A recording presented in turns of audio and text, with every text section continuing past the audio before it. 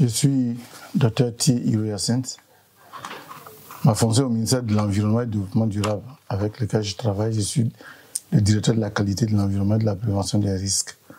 Et parallèlement, je suis donc le point focal national pour IBES au niveau de la Côte d'Ivoire.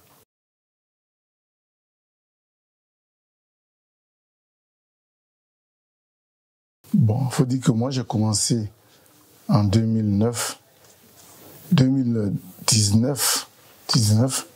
donc j'ai pris le WABES en cours.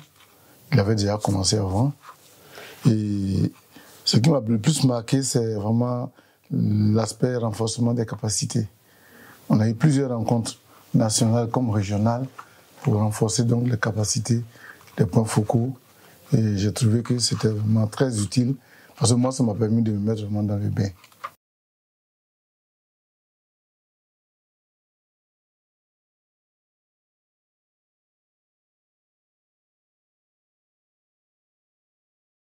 Oui. Comme je disais tout à l'heure, j'ai dit qu'il y a eu le renforcement des capacités. Moi, ça m'a d'abord permis de mieux comprendre d'abord les missions de l'IBES, mais également mes propres missions en tant que point focal au niveau national.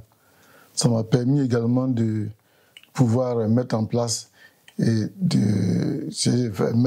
petite plateforme nationale avec un petit réseau d'experts au niveau national qui, de temps en temps, participent donc aux évaluations de l'IBES. Donc aujourd'hui, déjà au niveau des évaluations en cours, il y a 2 personnes qui sont venues participer au Nessus. Il y a une qui participe sur le lien entre la biodiversité et l'eau. Et puis, je crois, l'autre participe avec l'énergie ou bien les changements climatiques. Alors donc, pour moi, ça a été quand même un succès. Ça m'a permis également, en tant que directeur de l'environnement, puisque les 2 missions ne sont pas incompatibles, donc de pouvoir, au niveau donc des politiques, puisque c'est nous qui élaborons la politique au niveau national pour ce qui concerne l'environnement, donc d'intégrer vraiment, de mettre l'accent sur les aspects de biodiversité et des services écosystémiques. Nous étions en train de reprendre la loi sur la biodiversité qu'on a transmise au gouvernement, on attend que cette loi soit prise.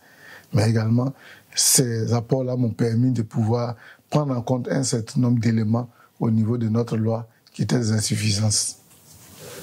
Donc voilà un peu ce que je peux dire. Vraiment, l'impact, c'est que ça a permis nous d'améliorer notre législation. Donc la nouvelle législation qui va sortir va mieux protéger encore la biodiversité et les services écosystémiques. Et puis, moi, ça me permet également d'organiser de temps en temps des rencontres au niveau national avec certaines parties prenantes pour pouvoir renforcer leurs capacités, présenter l'IBES et autres. Et moi, j'ai vraiment bénéficié de l'appui du WABES au niveau national.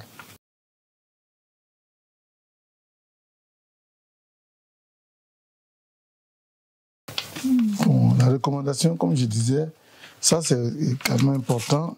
C'est vrai qu'on a bénéficié de soutien, mais on n'est pas arrivé au niveau où moi je souhaitais qu'on arrive, parce que on pouvait mettre en place, là j'en ai discuté d'ailleurs plusieurs fois avec le représentant au niveau national, on pouvait mettre en place un réseau au niveau des points focaux pour que nous puissions interagir, et ça va nous permettre de mieux implémenter donc les services écosystémiques au niveau national. Ça, c'est un autre point. Et donc, le WABES pourrait continuer, si le WABES continuait, à encore davantage renforcer les capacités, parce que même quand on dit renforcement des capacités, ça veut dire une personne. Et on peut former une personne et puis dire que, bon, ben, elle a atteint ce niveau, mais quand il s'agit du public, du grand public, c'est un peu plus important. Donc, c'est un peu plus difficile et un peu plus lent. Donc, je pense qu'on pourrait continuer encore le renforcement des capacités dans ce sens-là. Mais le WABES, vous pouvez appuyer, et je sais qu'il le fait certainement, vous pouvez appuyer la recherche au niveau local. Par exemple, moi, j'étais, en ce moment, quand on faisait les évaluations sur les pollinisateurs et autres, j'avais voulu qu'on puisse faire une petite recherche pour voir. Chez nous, nous sommes producteurs de cacao. Nous sommes des agriculteurs. Et la boucle du cacao a migré de la partie est du pays vers la partie ouest. Il se trouve que la partie ouest regorge de réserves. Et la réserve de Taï, qui est un patrimoine mondial, qui est une des réserves intégrales, donc, qui est mieux conservée, donc, est à l'ouest. Et on se rend compte que le cacao qui est autour, dans cette zone-là, produit mieux que celui qui est à l'est. Alors, est-ce que c'est un problème d'approvisionnement des sols? Est-ce que c'est un problème de pluviométrie? Est-ce que c'est un problème de sécheresse, etc.? Alors, moi, j'avais voulu qu'on puisse peut-être mener une petite étude pour voir ressortir certains éléments qui peuvent servir plus tard donc, aux autres populations. Donc, dans ce sens-là, je crois que c'est un pas. WABER pourrait également aider. Aujourd'hui, après la COP 15, on veut mettre le Legacy Programme en place au niveau de la Côte d'Ivoire, mais au niveau du monde, justement.